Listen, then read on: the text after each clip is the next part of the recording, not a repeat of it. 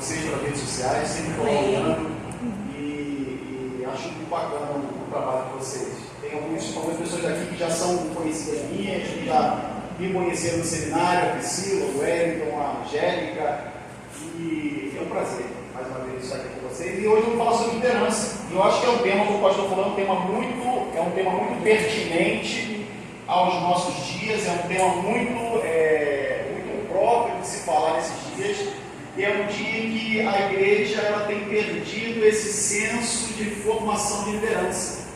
Eu estava essa semana no seminário e estávamos falando sobre isso, porque as igrejas, muitas igrejas estão carecendo de líderes, de pastores, igrejas sem liderança, igrejas sem pastores. Por quê? Porque as pessoas não querem assumir essa responsabilidade de ser líder. Por quê? Porque ser líder ela tem os seus méritos, tem os seus bônus, mas tem os ônus também. Tem as dificuldades que são comuns à liderança. Então, para ser líder, a gente tem que entender que, primeiramente, nós precisamos da unção de Deus sobre a nossa vida. Porque se não tiver a unção de Deus sobre a sua vida, dificilmente você vai aguentar a carreira ministerial. Porque a carreira ministerial, eu não quero desencorajar ninguém, mas eu não quero dizer para você que é mais de roda. Tem dificuldade, não é um céu de brigadeiro, mas eu sempre falo uma coisa, que mar bom nunca fez bom marinheiro. As dificuldades, as lutas, as adversidades, o dia a dia é que formam bons líderes. E bons líderes são aqueles que são forjados na batalha para que possam conduzir o rebanho de Deus. Então, eu trago muitos exemplos na leitura bíblica, no estudo bíblico, e um exemplo muito impressionante que eu trago é o exemplo de Moisés. Moisés, quando Deus ele quer levantar um líder entre o seu povo, ele pega uma criança que estava sendo perseguida pelo faraó e coloca na casa do faraó para que o faraó cuide dela.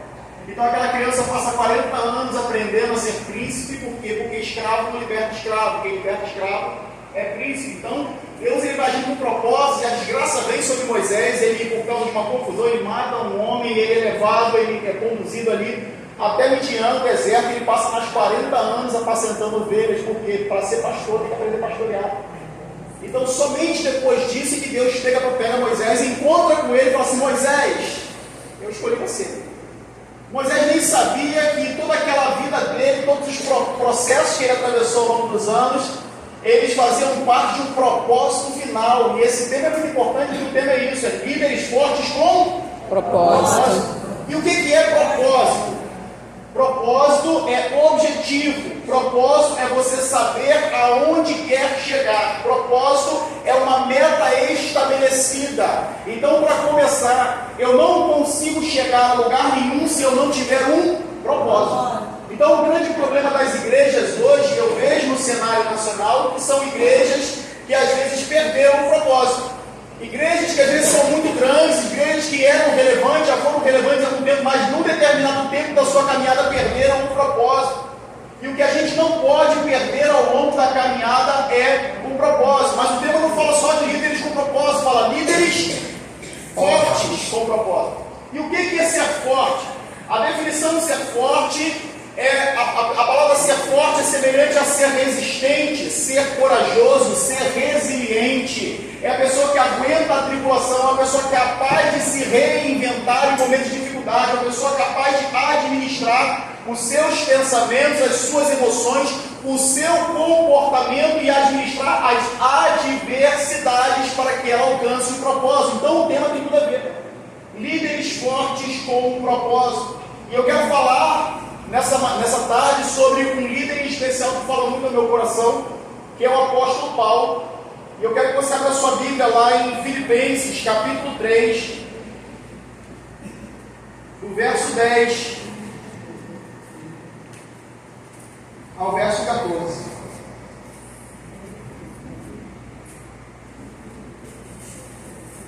O pastor João já me apresentou, né? Eu sou o Wander, sou professor do Seminário Teológico Batista Caxiense, a igreja que eu congrego hoje, e sou formado em teologia, sou pós-graduado em teologia do Novo Testamento e também sou pós-graduado em história do cristianismo, do pensamento cristão, e sou pós-graduando em psicanálise.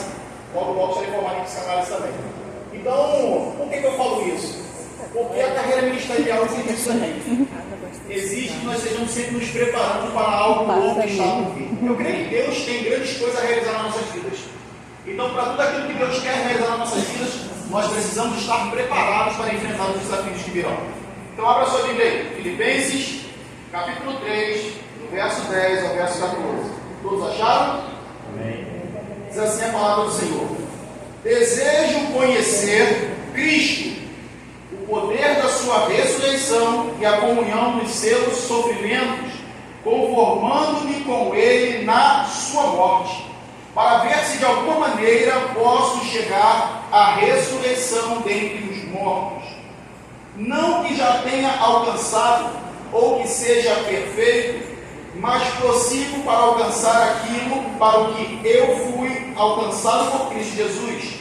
Irmãos, não julgo que o tenha alcançado, mas uma coisa faço, esquecendo-me das coisas que para trás ficam e avançando para as que estão diante de mim, prossigo para o alvo pelo prêmio da soberana vocação de Deus em Cristo Jesus. Amém? Amém.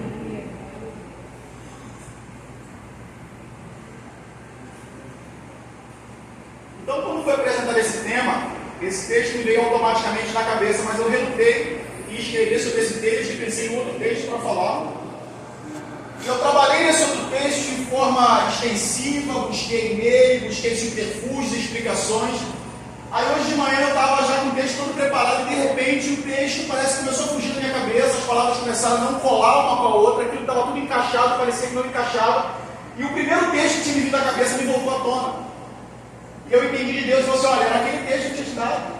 Não é esse outro que você queria falar, porque eu queria muito falar sobre o outro texto, eu queria muito falar sobre a experiência de Davi, da unção ao trono, mas o Senhor me voltou novamente a esse texto, a qual Ele já tinha colocado no meu coração, para falar sobre o apóstolo Paulo, esse homem que ele era um improvável, esse homem que não estava na lista dos 12 apóstolos, esse homem que até o cristianismo começar a se desenvolver após Atos ali, era um homem que era o inimigo da cruz de Cristo, e ele se declara assim quando ele escreve a carta aos Romanos. Ele fala assim: olha, eu era inimigo de Deus, mas um homem que Deus já havia escolhido para realizar uma função de liderança sobre a igreja, um homem que Deus havia escolhido para que pudesse administrar uma igreja para Cristo. Então esse homem, o apóstolo Paulo, ele passa por várias experiências, e muitas delas dolorosas. Eu não sei se você conhece toda a carreira do apóstolo Paulo, mas a carreira do apóstolo Paulo foi uma carreira de muitas dificuldades. Eu gosto até de brincar e falar que quando Paulo escreve ali em Coríntios capítulo 12, 2 Coríntios capítulo 12, quando ele fala sobre os desafios da vida cristã, eu falo que se Paulo ele vivesse nos nossos dias, talvez muitos pastores não convidariam Paulo para pregar na sua igreja. Porque ele fala assim: olha, eu sofri naufrágio, sofri perseguição, fui fustigado por vara, fui preso várias vezes, fui maltratado pelos meus irmãos, traído. E a gente para pensar e fala assim: nossa, a carreira desse cara foi um fracasso. Um cara que foi humilhado, perseguido, maltratado, e muitas pessoas no nosso meio cristão, elas olham para isso e falam assim: meu irmão, deve ter alguma coisa errada acontecendo com você. Por quê? Por que você passa por tanta prova? Mas esse homem, esse paladino da fé, esse guerreiro de Cristo, ele veio se tornar o apóstolo mais importante na construção do cristianismo primitivo. Então o Paulo, quando ele escreve esse texto aqui, ele escreve à igreja de Filipos, e Paulo escreve já no final da sua vida. Essa carta é escrita por volta do ano 60 a 62, e Paulo já estava numa prisão fétida, numa prisão fria em Roma. E ele começa a relembrar os seus irmãos filipenses daquilo que eles viveram juntos. E o encontro de Paulo com os filipenses se dá na sua segunda viagem missionária, ainda no começo de sua carreira, quando Paulo ele tem uma visão de um varão macedônio. Paulo tinha um propósito estabelecido de ir para um lugar, mas ele tem uma visão de um varão que aparece a ele e fala assim: passa a Macedônia e ajuda-nos. Então Paulo, ouvindo aquela voz, ele vendo tendo aquela visão, ele atravessa para a Macedônia e chega à cidade de Troas, dali vai para Filipos.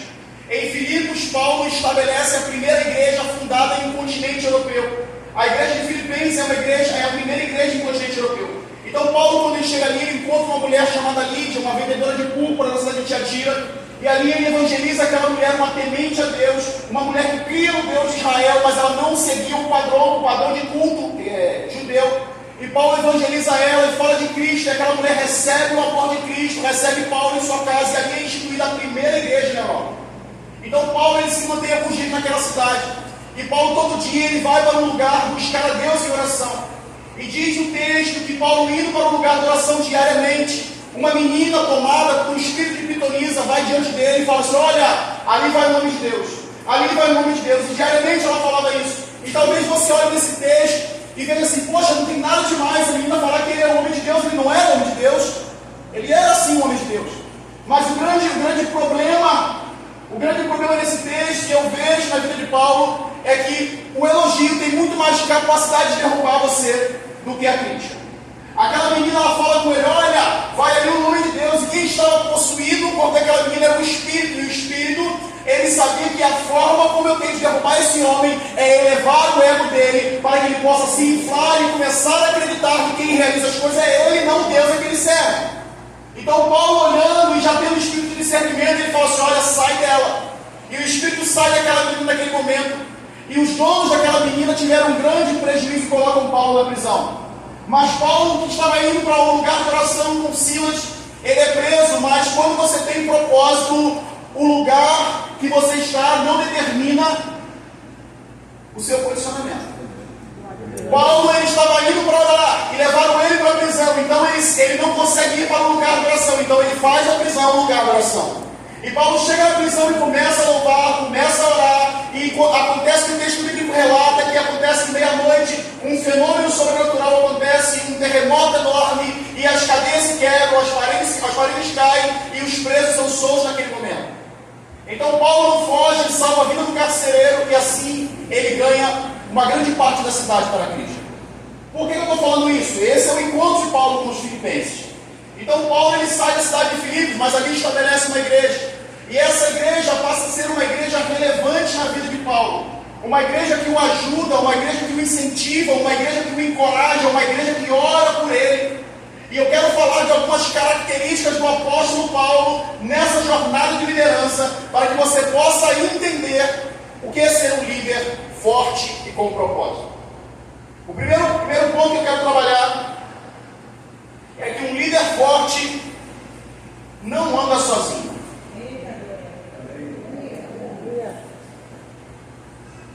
Em Filipenses capítulo 1, verso 15, verso 5, desculpa.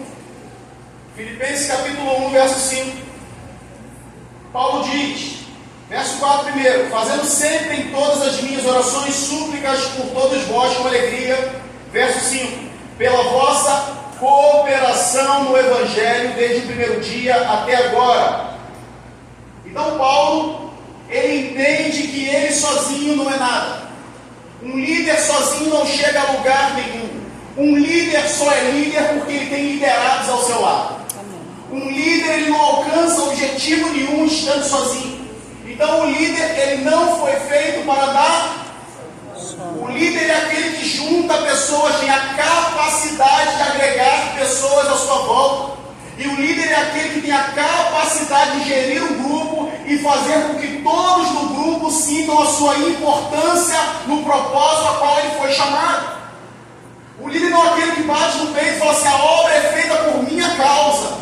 O líder é aquele que fala assim: nós temos feito uma grande obra porque o Senhor é conosco. Amém. O líder é aquele que encoraja, é aquele que incentiva. O líder é aquele que motiva as pessoas a andarem ao seu lado. O líder é aquele que não quer ficar sozinho, mas quer que as pessoas estejam juntos. Líder que fica sozinho não é líder. E Paulo, ele estabelece isso em todas as suas cartas.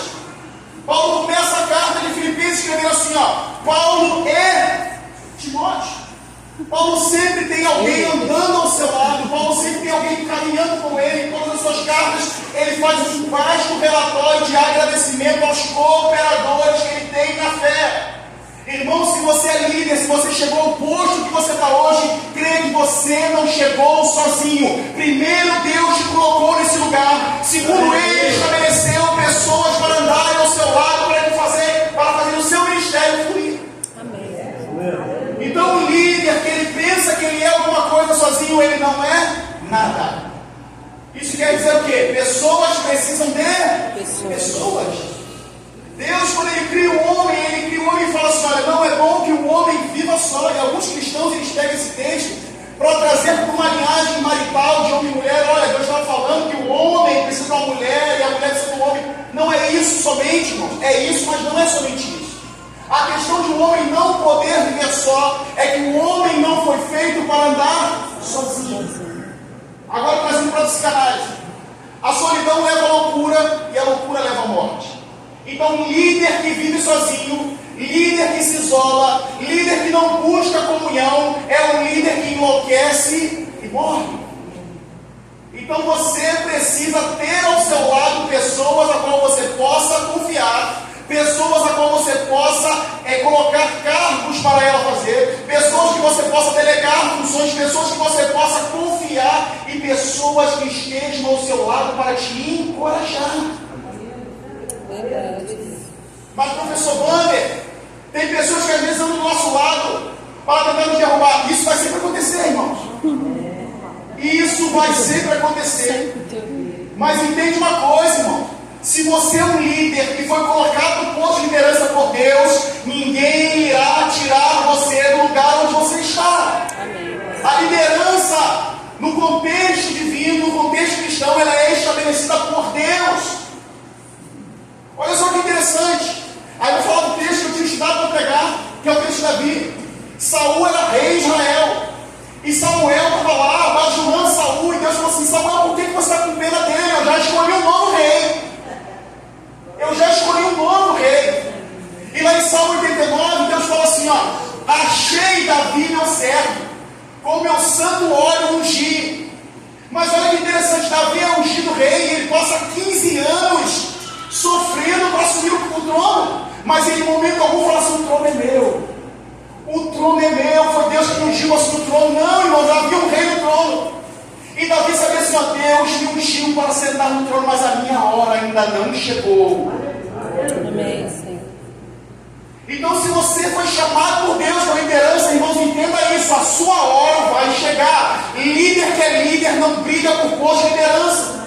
E líder não precisa avisar ninguém que ele é líder. Se você está avisando para alguém que você é líder, você já não é mais. Se você precisa lembrar as pessoas: olha, o líder aqui sou eu, você já não é mais líder há muito tempo.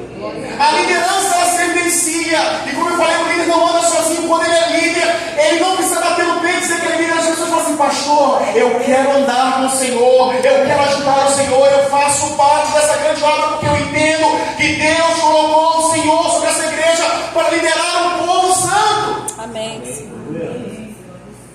Isso não é só para pastores, é para líderes de jovens, líderes adolescentes, para aqueles que exercem influência sem nenhum título. Nenhum título. Qual o seu título, irmão? Eu não sou nada. Mas as pessoas querem andar do seu lado, as pessoas querem ouvir o que você fala, as pessoas querem seguir o seu exemplo. Sabe por quê? Porque Deus te levantou como líder. Então entende isso. Você não foi feito para andar sozinho. Você não foi feito para andar isolado. O líder forte, vou escrever aqui, ele arrasta pessoas com ele para cima. O líder forte, ele não cresce sozinho. O líder forte, ele não avança sozinho. O líder forte, ele é uma nação com ele. Olha que interessante.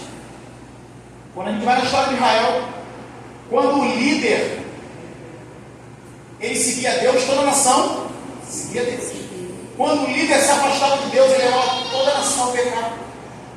Então, o líder forte é aquele que conduz o povo a Deus, é aquele que está sempre junto do povo, levando o povo a Deus. Então, vamos continuar. Ponto 2. O líder forte com propósito é aquele que forma sucessores. Não é somente ter muitas pessoas ao seu lado. Não é somente estar cercado de amigos. O líder forte é aquele que influencia pessoas a continuar a carreira dele. O líder forte é aquele que não pensa que é a última bolacha do pacote. O líder forte não acha que ele é a última Coca-Cola no deserto. O líder forte não acha que só ele foi ungido por Deus, depois dele acabou tudo. O líder forte entende que ele é um instrumento no desenvolvimento da obra de Deus e que quando ele fechar os seus olhos, Deus irá levantar outro líder para substituí-lo. A obra de Deus não perecerá, porque Deus levantará para si líderes. Mas o líder forte é aquele que se preocupa com o passar do bastão. O líder forte é aquele que se preocupa em formar uma geração de líderes. E por isso eu parabenizo o pastor João. É muito importante nós pensarmos em escolas de líderes, em treinar pessoas, em capacitar pessoas, em motivar pessoas. Por quê? Porque eu entendo que eu não sou o último. Deus levantará pessoas após mim que serão muito maiores do que eu, e é isso que eu tenho que orar. Eu como um bom líder, eu tenho que entender que eu preciso formar uma geração maior do que eu. Eu era membro de uma igreja antes de ir para Batista há pouco tempo, e eu falava isso constantemente nas pregações, nos ensinos. Eu falava assim: olha, eu quero que vocês sejam muito maiores do que eu quero que vocês sejam muito melhores do que eu. E eu falava às vezes, assim, eu leio 40 livros por ano. O pessoal fala assim: professor, eu só leio muito. Eu falo assim: eu quero que vocês cheguem no nível de ler 80 livros. Se eu oro 1 hora, eu quero que vocês orem 2, orem 3, orem 4 horas. Eu quero formar uma geração muito mais próxima de Deus do que eu fui. Aleluia. Eu não posso sonhar em criar uma geração que seja abaixo de mim, que seja submissa a mim. Eu tenho que pensar em formar uma geração que seja muito maior do que eu. O líder deve pensar assim. O pastor João deve todo dia dormir e falar: Senhor, levanta um pastor após mim que seja muito maior, muito melhor do que eu. E esse é o nosso desejo. Esse é o pensamento de um líder forte. Esse é o pensamento de um líder que não entende que ele é o dono da obra, mas que Deus é o dono da obra e o colocou naquele lugar, naquele momento, para fazer a sua obra. E agradeço a Deus por isso.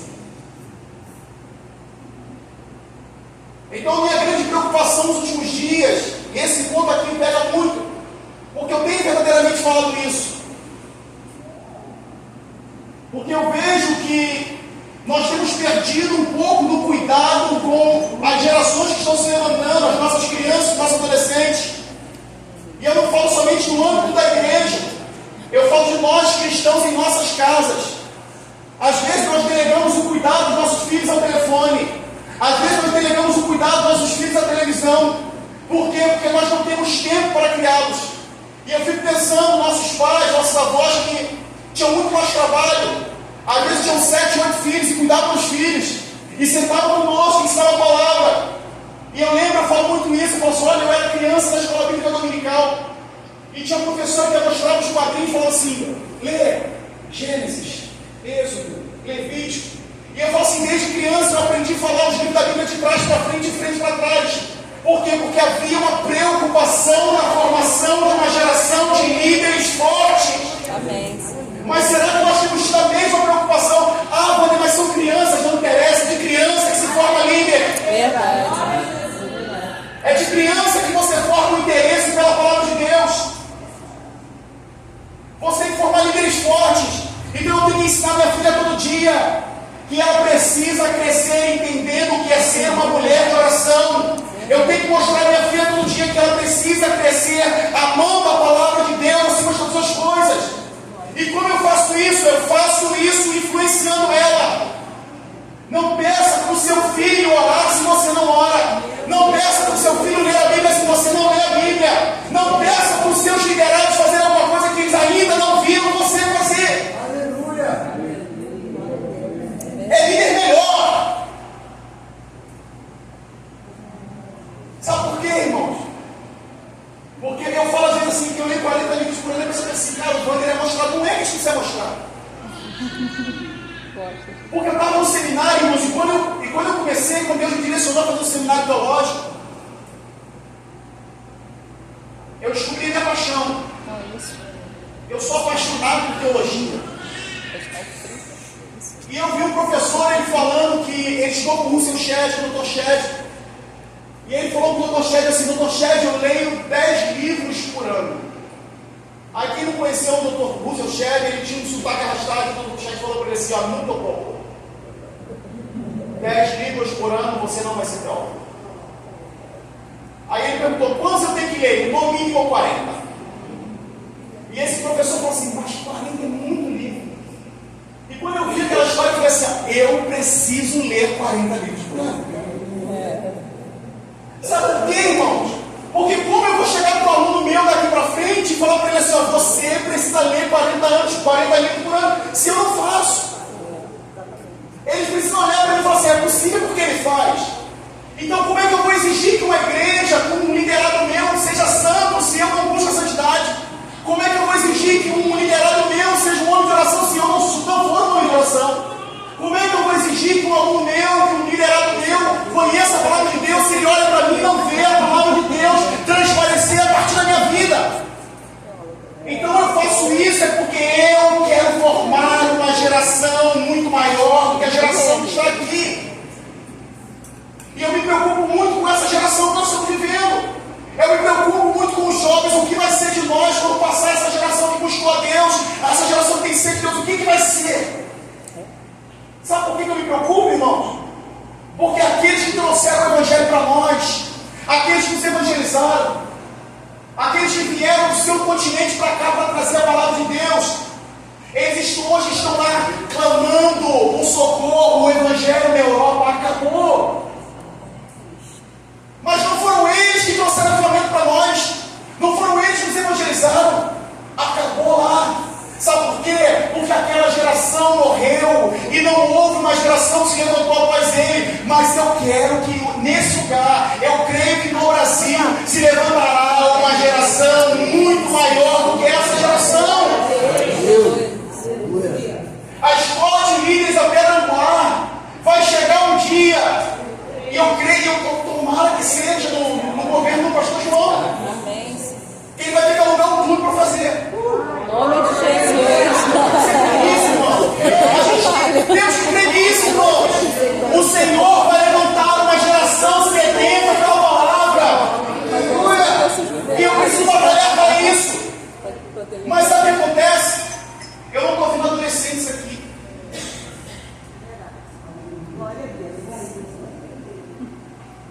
Aí você fala assim, mas os adolescentes não quiseram vir.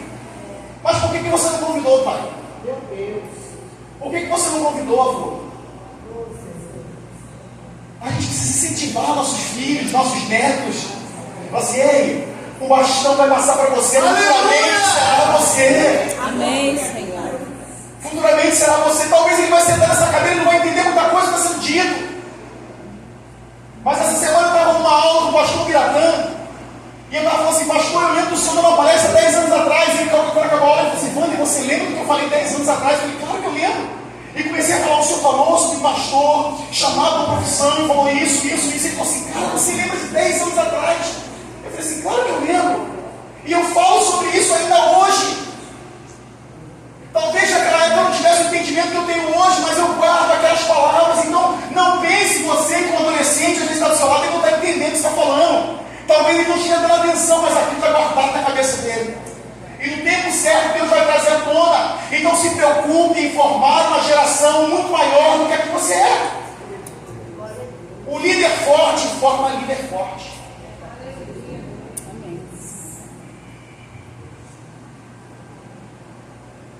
Terceiro ponto. Líder forte é um exemplo para os seus liderados. Filipenses 3,17. Está escrito na palavra de Deus. Paulo diz, irmãos, sede meus imitadores e observais que andam segundo o exemplo que tendes em nós. Paulo fala essa mesma frase em 1 Coríntios capítulo 11, verso 1, quando ele diz, olha, sede meus imitadores assim como eu sou de Cristo.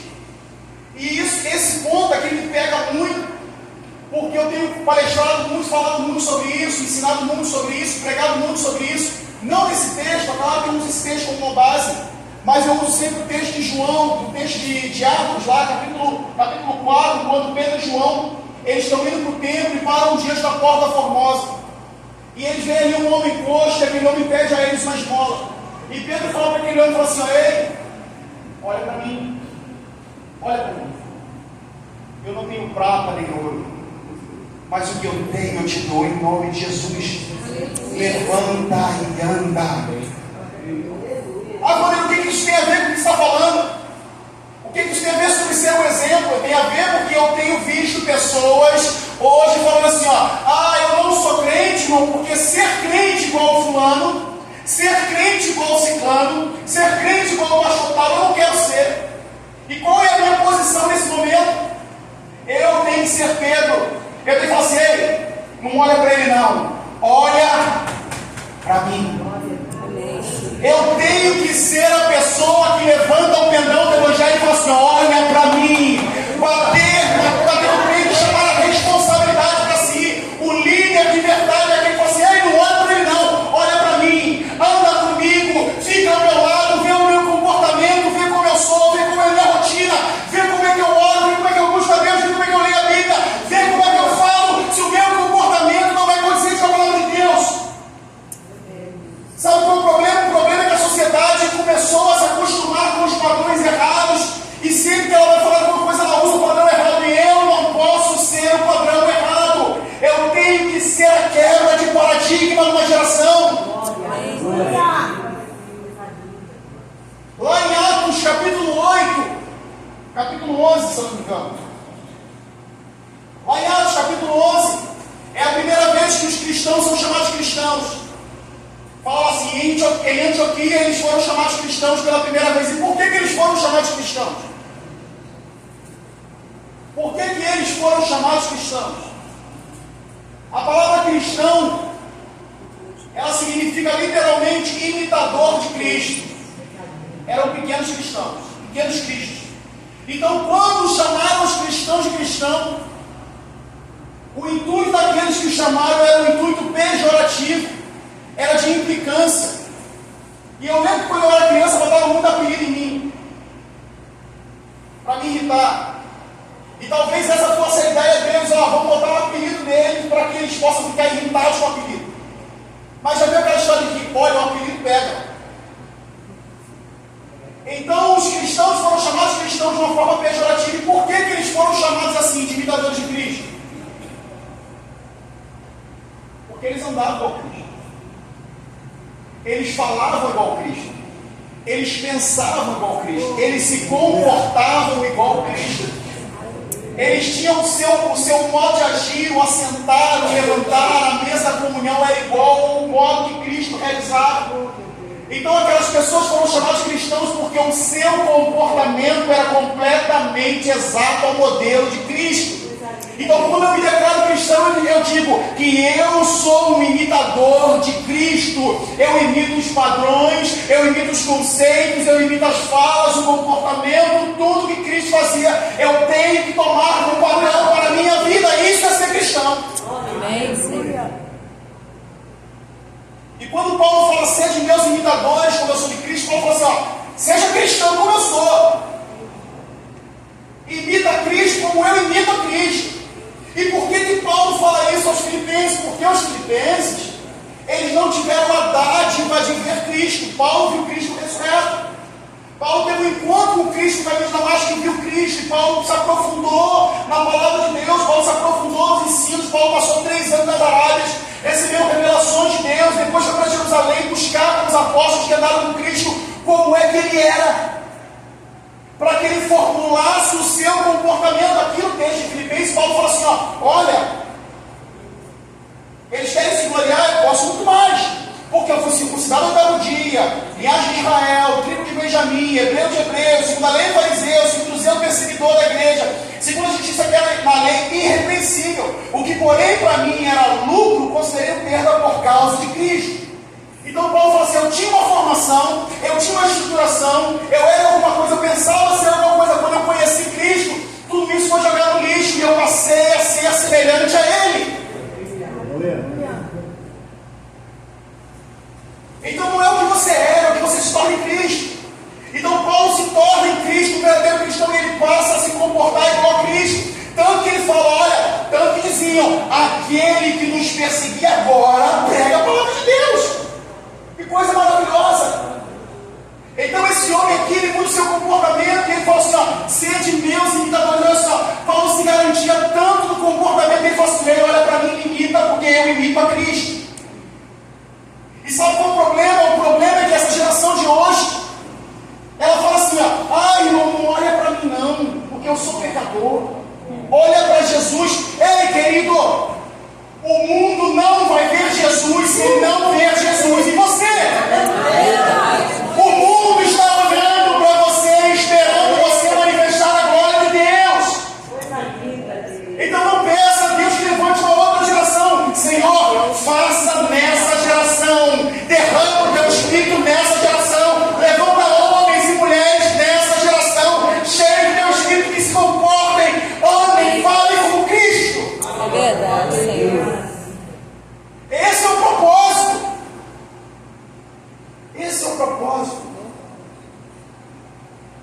não olha para ele não, olha para mim. O pastor lá fez isso, não olha não. Olha para o pastor João, olha para mim, anda comigo, fica ao meu lado, vê como é que a gente se comporta, vem para aqui para a pedra angular, vê como é que é o nosso comportamento. É isso que tem que fazer, irmãos. É assim que tem que ser.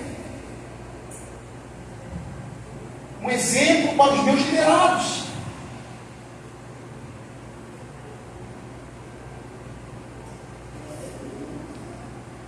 Aí foi o que eu falei anteriormente. Às vezes eu vejo pessoas falando assim: irmão, os crentes hoje em dia não querem nada. A igreja está desinteressada, a igreja não quer trabalhar, a igreja não quer fazer. Ei, irmão, começa com você. Quantas pessoas são necessárias para fazer a obra de Deus? Quantas pessoas são necessárias para fazer a obra de Deus? Quantas? Pastor João, né? Pastor João falou aqui, ó. Só precisa de uma. E quem vai ser essa uma? Amém. É eu. Amém. Quando Deus chama Isaías, fala assim: olha, quem enviarei? Quem há de ir por nós? Lá em Isaías capítulo 6. Parece que tinha uma multidão diante de Deus, não parece? É isso aí. Parece que Deus estava falando diante de uma multidão. Quem eu vou enviar? Quem há de ir por nós? E Isaías poderia muito falar assim: cara, eu estou sozinho, não tem mais ninguém aqui. Mas ele falou: Senhor, sou eu. Sou eu, Senhor. Tu vai enviar a mim. Deus vai falar assim: mas só tem você aqui, Isaías, é você mesmo. Mas ele fez questão de dizer assim: só tem eu e você e eu. Então para de reclamar, irmãos, que não vem ninguém com ciclo de oração. Vem você e começa a orar. Vem você e começa a interceder. Irmãos, olha só, o grupo das mulheres está desanimado. Começa a ser você aquele que se coloca na brecha, intercedendo por essa causa. Só depende de você. Para de jogar a culpa no outro. Começa a assumir a responsabilidade. Mas o líder que está lá não está ajudando. Seja você um exemplo. Até para tocar no coração do líder. Fala assim: olha, eu não estou fazendo, mas tem uma irmãzinha lá que está fazendo.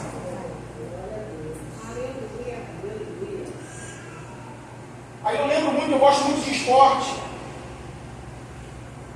E eu estava vendo um documentário outro dia sobre o Flamengo, né?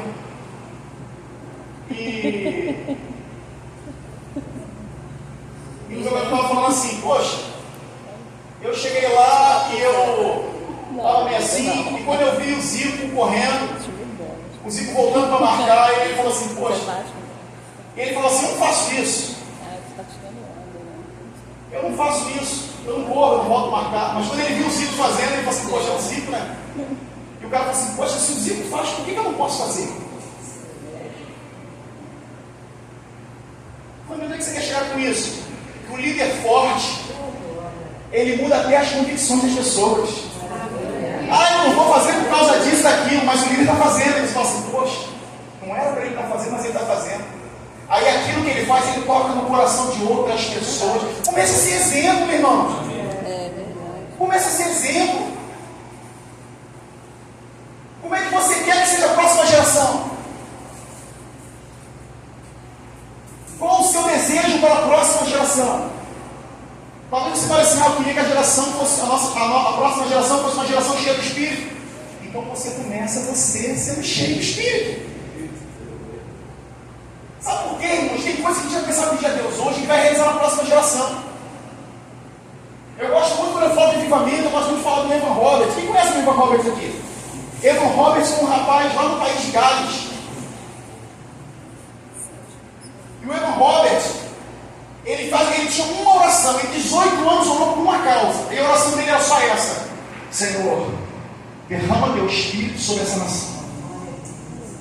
Senhor, derrama o teu Espírito. Imagina a pessoa passar horas trancada em oração, pedindo a Deus somente isso: derrama o teu Espírito sobre essa nação.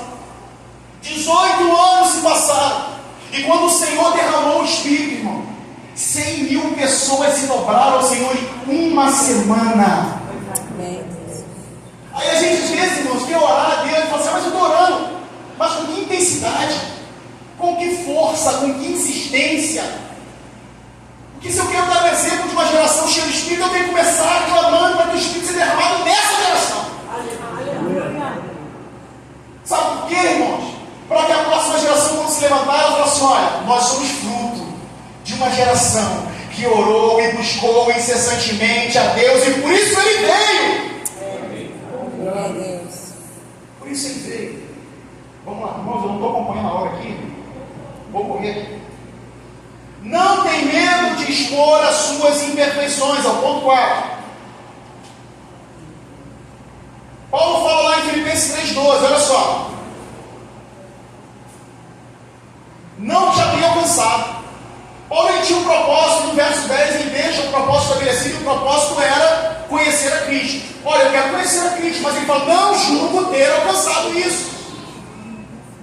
Então o líder ele é aquele que expõe a sua fraqueza. O líder não é aquele que fala que é o perfeitão, não. Ah, irmão, eu sou o cara que ora. Eu sou o cara que busca a Deus. Eu sou o cara que ama a Deus sobre todas as coisas. Não, irmãos. O líder é aquele que fala assim, eu preciso buscar mais.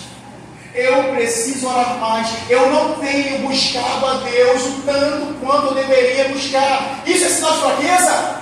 Não, isso é sinal de força, porque só um líder forte reconhece as suas debilidades. Aquele que bate no peito e diz que é perfeitão, é porque ele já está pronto para morrer. Está pronto para descer a sepultura. O líder que não quer aprender mais nada, que não precisa aprender nada, que sabe tudo, ele não precisa mais de nada, ele pode deitar no caixão e esperar a hora da morte. Então o líder é aquele que fala assim, olha, eu tenho que aprender mais sobre isso. Eu tenho que aprender mais sobre o avivamento, eu tenho que aprender mais sobre oração, eu tenho que aprender mais sobre o Antigo Testamento, sobre o Novo Testamento, sobre oração, sobre jejum. Eu tenho que conhecer mais a Deus. Eu não conheci, eu não o amo totalmente, eu preciso amar mais a Deus. Verdade, Pai. Sabe por quê? Porque quando você fala para Deus, Senhor, eu ainda tenho imperfeições, eu preciso aperfeiçoar. Deus entra com providência e começa a trabalhar. Então não são líderes perfeitos, irmãos. Não é questão de falar de líderes perfeitos, são líderes segundo o coração de Deus, que compreendem as suas imperfeições, mas sabem que Deus trabalha nelas diariamente. Aí vamos lá, deixa eu acabar. Ponto 5. O líder forte com propósito não se acomoda. Então não é questão de você falar, eu tenho um problema, eu tenho uma falha, eu tenho uma debilidade, e vou sentar aqui e vou ficar com ela. É assim que da Gabriela, a gente sempre fala, a gente sempre prega, eu nasci assim, eu cresci assim, e sou mesmo assim, você sempre assim. Não, irmãos. Paulo fala, aquele que está em Cristo, nova criatura é, as coisas velhas se passaram, e eis que tudo se fez novo. O profeta Jeremias, ele fala que as misericórdias do Senhor se renovam a cada manhã. Grande é a sua fidelidade. Ou seja, a cada dia, quando você abre seus olhos, você tem uma nova oportunidade de se reinventar, de se refazer, de se remodelar, de ser melhor. Então Paulo fala, olha, eu não julgo ter alcançado. Eu não alcancei, eu me conheço Cristo totalmente. Mas Paulo fala, uma coisa eu faço, esquecendo-me das coisas para trás, fico e prosseguir para as que estão diante de mim. Paulo fala assim, eu não paro por causa disso. Eu tenho problemas, eu tenho lutas, eu tenho traumas, mas eu não vou parar por causa disso. Eu prossigo, eu olho para frente. Amém. Eu continuo avançando. Sim. Aí eu tenho fraquezas, eu tenho pontos aí em mim que eu tenho que melhorar, e por causa disso eu vou aceitar isso não. Eu vou, Senhor, trabalhe em mim a cada dia para que eu possa fazer a sua obra de uma forma melhor, para que eu possa servir de um jeito melhor, para que eu possa me doar mais para Ti, Senhor. Eu quero me aperfeiçoar para Ti, Senhor, não para mim, para Ti. Amém. Então o líder forte, ele não se acomoda. A gente tem aqui 30 pessoas, 40 pessoas, eu não sou muito bom de número, não conta não.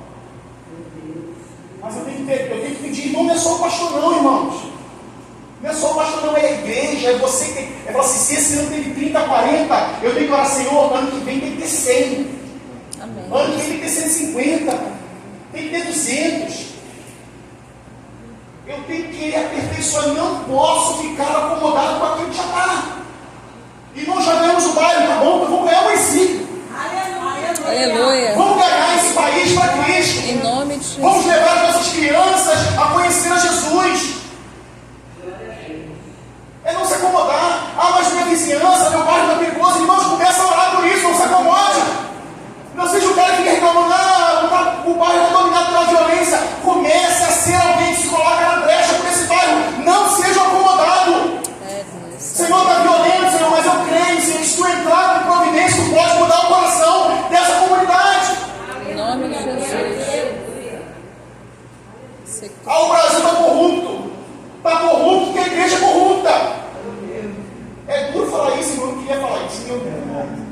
Deus às vezes faz. Já foi.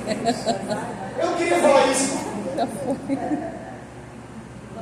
Mas por que isso, irmãos? Por que eu falo isso? Porque eu sou professor de História do Cristianismo, irmãos. E lá no século XVIII, a Inglaterra estava tomada pela perversidade, pela prostituição, tomada pelo engano, pela miséria, pela fome, pela decadência. E um grupo de cinco jovens se reuniram e falaram assim: vamos criar um clube. Qual o nome do clube? É o Clube Santo. E o que nós vamos fazer nesse clube? Nós vamos orar, nós vamos ler a Bíblia, nós vamos profetizar sobre essa nação. E entre esses jovens tinha um chamado George Whitefield, um pregador ao ar livre, e o outro era John Wesley. E eles começaram a orar: Senhor, nos dá a Inglaterra, senão nós vamos morrer. Aleluia! Irmão, é não se conformar. E começaram a orar e interceder, e Deus entregou a Inglaterra, tornou a Inglaterra o país mais cristão do mundo naquele tempo. Aleluia. E por que eu vou me conformar que o nosso município está tomado pela violência, nosso estado? Eu preciso ser o cara que se coloca na brecha e começa a interceder por mudança. Amém, Jesus. Não posso me conformar, irmãos. Não posso me conformar, não posso me acomodar com a situação. Ponto 6. O líder forte com propósito não carrega a bagagem desnecessária. Paulo fala: esquecendo-me das coisas que para trás ficam. Eu já vi um pregador falando que o cara que Deus que fez com Paulo foi ele esquecer mesmo. Olha, Paulo esqueceu. Deus apagou da memória dele. Irmão, Deus não faz isso não. Deus não apagou da memória. Eu sou estudante de psicanálise. E a psicanálise é assim, não é que você esquece. A psicanálise trata você da seguinte forma: você lembra o trauma, você relembra o trauma, você revive o trauma, até que no momento você olha para o trauma e fala assim: eu estou te vendo, mas você não vai mais. Eu estou olhando para você igual a cicatriz. Eu tenho uma cicatriz grande aqui com um tom que eu levei e doeu muito. Hoje eu olho para ela e ela não vai mais. As marcas de Cristo. Paulo, ele olha e fala assim: olha, esquecendo das coisas para trás. Que coisas são essas? Ele fala aqui no começo, aqui, ó. Olha, me perseguiram, falaram mal de mim, me maltrataram, irmão. Eu sofri muito, irmãos, calúnias, difamações de irmãos me traíram. Quando Paulo escreve a segunda carta a Timóteo, ele fala assim: olha, Timóteo, Demas me abandonou. Ele fala assim: Alexandre Lagoeiro me fez muito mal, que o Senhor não cobre. Irmão, esquecer das coisas para trás ficam não é apagar da memória. É você escolher não carregar aquele peso com você pro resto da vida. E quando eu falo do perdão, sempre posso falar sobre isso. O perdão não libera a outra pessoa, liberta você. Sabe por quê? Porque tem pessoas que às vezes carregam tantas marcas. Ah, fulano me fez tão mal. E está carregando aquele peso. Quando você fala assim: ó, mas eu perdoo ele, você larga aquele peso. Você não liberta a pessoa, você se liberta da pessoa. Que Paulo falou assim: olha, me fizeram muito mal, me traíram, me abandonaram, me bateram, me prenderam, mas eu esqueci tudo isso em prol do meu objetivo. Sabe por quê? O peso que você carrega te impede de alcançar os objetivos que você tem à sua frente. Ah, eu quero chegar no propósito de conhecer a Cristo, mas está cheio de mágoa no coração, está cheio de rancor, me traíram, me feriram, me machucaram. Esquece isso e olha no propósito. Eu quero conhecer a Cristo mais e mais a cada dia. Quando eu olho para o propósito, eu esqueço das coisas que para trás ficam. Eu avanço, eu prossigo, eu sigo em frente. Esquece isso, irmão. Ah, irmão, meu irmão na igreja que não fala comigo. Fala você com ele. Mas eu passo, irmão, eu falo e não responde. Continua falando. Fala: pai do Senhor, irmão. Ele não responde, irmão. Continua falando. Uma hora ele vai ficar constrangido e vai falar com você. Só depende de você. Então vai lá e tem paz com ele. Irmão, a gente tem que prosseguir para o alvo. É viver com propósito. É viver com objetivo. Eu tenho um objetivo. A igreja do Senhor tem que ter um objetivo. É chegar ao céu. É avançar, é conhecer a Cristo, é ganhar almas. Então a gente tem que esquecer das coisas para trás. O que passou, passou, irmão. Olha para frente. Olha para o alvo. Ponto 7, para acabar. O líder forte com propósito independente da dor. Tem 3 minutos, ó. Vai tentar. Paulo, nesse momento que ele escreve, ele está na prisão em Roma, irmãos. Paulo está na prisão em Roma. E olha o que ele fala aqui no capítulo 1. Olha só, capítulo 1, verso 13. Paulo está preso, hein? Olha só, verso 12. E quero, irmãos, que saibais que as coisas que aconteceram contribuíram para o maior avanço do Evangelho. Olha só, cara. Paulo fala assim, cara, eu estou preso, mas até a prisão contribuiu para o avanço do Evangelho. Está preso, está encarcerado, passando frio, passando necessidade, está preso. Mas isso aconteceu para o crescimento do Evangelho. Olha o verso 13. De maneira que as minhas cadeias em Cristo se tornaram conhecidas de toda a guarda pretoriana e todos os demais. Paulo falou assim, cara, os caras vêm aqui tratar comigo, o carcereiro, o policial, o soldado, o general, o centurião, todos eles que vêm aqui, eu falo de ei, já falaram de Jesus? Já conheceu Jesus? Fala assim, todo mundo aqui conhece Jesus porque eu estou aqui. Então não reclame do lugar que Deus te colocou. Deus colocou você lá para que você fale do nome dele e todos venham conhecer o amor de Deus através de você. Irmão, não é o lugar. Não é o lugar, é a pessoa que está no lugar. Quando Deus chama Josué e fala assim, Josué, aonde você colocar a planta do teu pé, eu vou dar para você. Aonde você colocar a mão, eu vou te dar. O que você abençoar vai ser abençoado. Então, irmãos, quando Deus ele renova a aliança, o povo lá em Jeremias 31, 31, ele fala isso, ó, farei uma nova aliança com vocês. Escreverei as minhas palavras no seu coração. Irmãos, eu não posso estar aqui que ele prometeu o povo dele também, porque eu passei esse povo dele também naquele momento. Então, quando ele falou assim, ó, o lugar que tu pisar é teu, eu entendo que o lugar que eu piso, eu falo, Senhor, eu estou nesse lugar aqui, Senhor. Então, Senhor, tu está comigo. Então, esse lugar não vai ser mais um lugar de prisão, de cadeia, mas vai ser um lugar de exaltação do teu nome, Senhor. Paulo foi levado a Filipos, já na cadeia. Ele é acorrentado pelos pés, mas os seus olhos estavam abertos. E ele começa a louvar, ele começa a exaltar. Entende isso, irmãos? Pode mudar o lugar, mas a adoração do propósito não pode mudar. E Paulo começa a adorar e o terremoto acontece, irmão. Eu já vi terremoto derrubar a parede, eu já vi terremoto derrubar a casa, mas quebrar a corrente, pastor. E olha o que o texto fala em Filipenses. Quando Paulo, as cadeias quebram e o carcereiro vai se matar, Paulo fala assim, ei, não faça mal na sua vida. Nós estamos todos aqui. Eu entendo Paulo e Silas não fugir. Eu entendo que eles queriam salvar a vida do carcereiro. Mas por que os outros presos não fugiram? Por que os outros presos continuaram ali? A atmosfera de adoração que Paulo e Silas criaram naquele lugar, ela cativou as pessoas naquele lugar. Aquilo ali não era mais um presídio, irmãos. Aquilo era um lugar de manifestação da glória de Deus. E eu fico lembrando de Atos capítulo 2, que fala assim, olha, a igreja tinha tudo em comum. Eles perseveravam na doutrina dos apóstolos, na comunhão, no partir do pão, nas orações em Deus, apresentavam todo dia as almas deveriam de ser salvas. Eu creio que uma igreja que vive o propósito, as pessoas serão cativadas a ela. Por quê? Porque a glória se manifesta. Amém, Senhor. Então o que eu tenho que fazer? Atrair pessoas? Não, eu tenho que atrair a glória. Aleluia. Eu me preocupo muito com a igreja que quer atrair pessoas. A igreja não precisa atrair pessoas. A igreja precisa orar, chamar Deus, atrair a presença dele. Porque quando a presença dele se manifesta, as pessoas têm que ver. A terra clama pela manifestação dos filhos.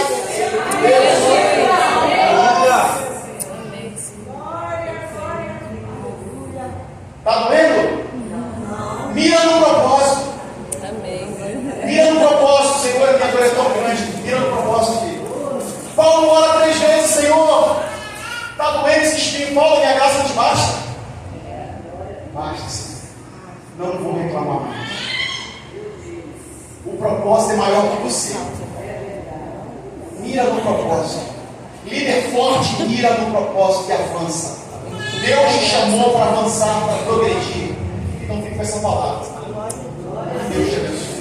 Amém. Glória a Deus.